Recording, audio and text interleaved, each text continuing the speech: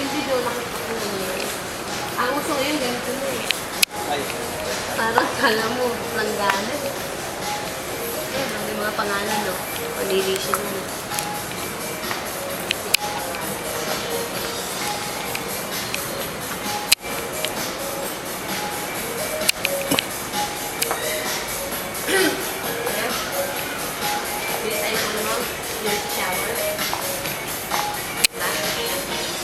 Ha? Yung pang, kuha tayo ng pang, yung nakalagay na sa may na panghugas. Yung ganon, nalagay tayo sa CR natin. Ano yun eh? DIY personnel pagkain section. Hindi nga magawa-gawa yung ano mo dun, yung flash mo. Hindi, babaguhin lahat naman yun eh. Paano pag pinagawa ko na, para lagay ako ng ganon mo. Ito bala ko nung ilagay sa banyo natin. Ito? Ito lagay mo sa banyo mo ha? Apa yung balak daw ni Buto lagay sa banyo niya. Ano to, jacuzzi? Ito ba yung ano, jacuzzi? Pakita mo ko ito, jacuzzi.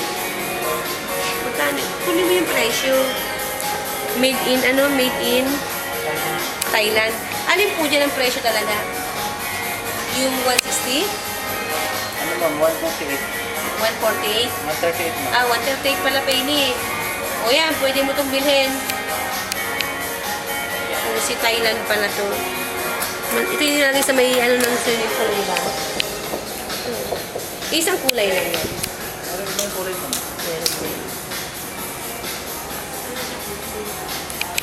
Ayan, may nakita siyang jacuzzi.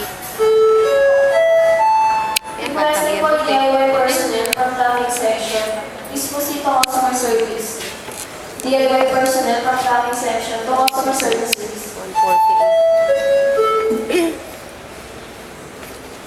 Yan para sa ano mo? Sliding doon mo sa... Ay, sliding door lang din yan. Ito pala ba to? Sliding door lang sa CR. Pwede, yung kahit hindi ka bumili ng pang-ilalim, parang pag nilagay nila, papalagay mo ng sliding. Yung sa bawat kwarto. Kasi pangit na walang sliding na ganito eh. Kaya lang mababasag to. 50%, 30,000. Parang mas maganda yung may ganun. Hindi na. Ganun na. Isa lang pala yung sample nyo ng jacuzzi na. Ano? Wala na. Wala na. Okay na. Thank you. Hindi ako shower.